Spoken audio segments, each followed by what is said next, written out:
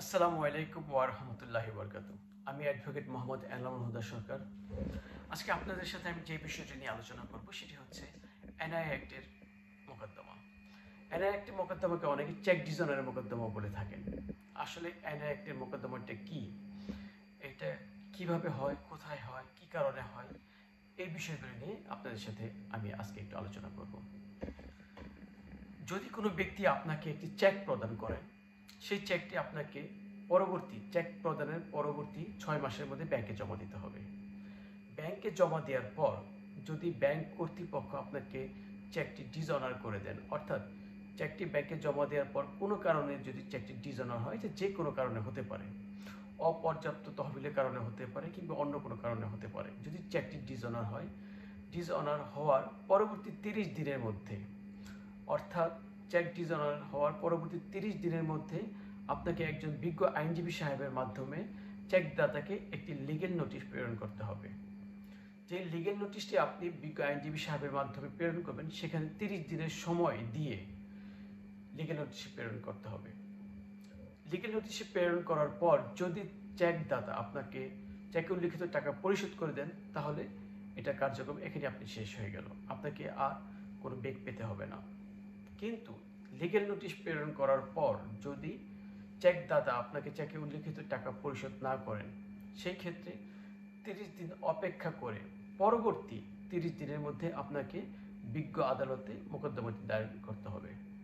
আমি আবারও বলছি, চেক প্রদান করার পরবর্তী 30 দিন আপনাকে অপেক্ষা করতে হবে। 30 দিনের মধ্যে যদি আপনাকে টাকা পরিশোধ না করা হয়, 30 দিন পর পরবর্তী 30 দিনের মধ্যে আপনাকে বিজ্ঞ আদালতে মোকদ্দমাটি আনয়ন করতে হবে। বিজ্ঞ আদালতে যখন আপনি মোকদ্দমাটি আনয়ন করবেন, এটি আদালত অর্থাৎ আমলি আদালতে মোকদ্দমাটি আপনাকে দায়ের করতে হবে। আমলি আদালতে যখন আপনি মোকদ্দমাটি দায়ের করবেন, চেক দাতাকে বিজ্ঞ আদালত তখন একটি সমন প্রেরণ করবেন, একটি তারিখ দিয়ে তার প্রতি একটি সমন প্রেরণ করবেন। সেই তারিখে চেকদাতা বিজ্ঞ আদালতে এসে তার জবাব দিবেন এবং জামিন প্রার্থনা করবেন।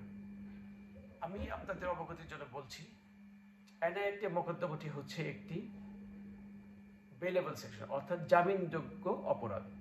যদি কোনো ব্যক্তির বিরুদ্ধে এনআই অ্যাক্টের মোকদ্দমা দায়ের করা হয়, সেই ব্যক্তি যদি বিজ্ঞ আদালতে এসে জামিন প্রার্থনা করেন, বিজ্ঞ আদালত অর্থাৎ ম্যাজিস্ট্রেট তাকে জামিন দিয়ে দিবেন। জামিন দেওয়ার পর বিজ্ঞ আদালত এই মোকদ্দমাটি দায়রা আদালতে অর্থাৎ সেশন কোর্টে, অর্থাৎ যেখানে বিচার হবে সেই কোর্টে বদলি করে দেন।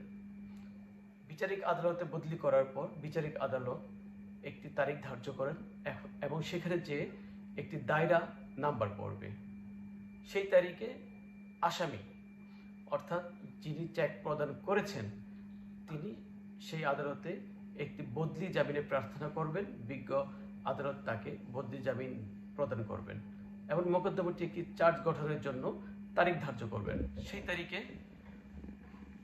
বিজ্ঞ আদালত আসামির বিরুদ্ধে চার্জ গঠন করবেন। যদি চার্জ গঠন করার মতো কোনো উপাদান না থাকে, সেই ক্ষেত্রে যিনি চেক প্রদান করেছেন অর্থাৎ যিনি মোকদ্দমায় আসামি হয়েছেন, তিনি বিজ্ঞ আদালতে ডিসচার্জের আবেদন করবেন। বিজ্ঞ আদালত ডিসচার্জ করার মতো কোনো পর্যাপ্ত উপাদান যদি থাকে, তাহলে তাকে মোকদ্দমা থেকে অব্যাহতি প্রদান করবেন। আর যদি চার্জ গঠন করার মতো উপাদান থাকে কিংবা অব্যাহতি প্রদান করার মতো যদি কোনো উপাদান না থাকে, সেক্ষেত্রে তার বিরুদ্ধে বিজ্ঞ আদালত চার্জ গঠন করে মোকদ্দমাটি সাক্ষীর জন্য পরবর্তী তারিখ নির্ধারণ করবেন। পরবর্তী তারিখে আসামি বিজ্ঞ আদালতে উপস্থিত হওয়ার পর বাদী বিজ্ঞ আদালতে এসে সাক্ষী প্রদান করবেন। সাধারণত এনআই অ্যাক্টের মোকদ্দমায় বাদী একাই সাক্ষী প্রদান করলে মোকদ্দমাটি পরবর্তীতে বিজ্ঞ আদালত সাধারণত নেক্সট স্টেপে অর্থাৎ আর্গুমেন্টের স্টেজে নিয়ে যান। এরপর আর্গুমেন্ট হওয়ার পর মোকদ্দমাটি 342 হয়। পরবর্তীতে মোকদ্দমাটি রায়ের জন্য দিন ধার্য করা হয়। বিজ্ঞ আদালত সাধারণত উভয় পক্ষের কাগজ, জবানবন্দি সব কিছু পর্যালোচনা করে যদি আসামিকে দোষী সাব্যস্ত মনে করেন, দোষী সাব্যস্ত করেন এবং যদি আসামি খালাস পাওয়ার হকদার হয় সেক্ষেত্রে বিজ্ঞ আদালত আসামিকে খালাস প্রদান করেন। আজকে অ্যাডা অ্যাক্টের মোকদ্দমা কিভাবে দায়ের করা হয়, কোথায় দায়ের করা হয় এবং এটার বিচারিক প্রক্রিয়াটা কি সেই বিষয়ে আপনাদের সামনে আমি আজকে আলোচনা করলাম। যদি এই বিষয়টা আপনাদের সামনে যদি বিন্দু পরিমাণে কোনো উপকার হয়ে থাকে সেই ক্ষেত্রে আমার এই ক্ষুদ্র আলোচনাটুকু সার্থক বলে আমি মনে করছি। সকলের সুস্বাস্থ্য কামনা করছি। ধন্যবাদ। আসসালামু আলাইকুম রহমতুল্লাহি ওয়া বারাকাতুহু।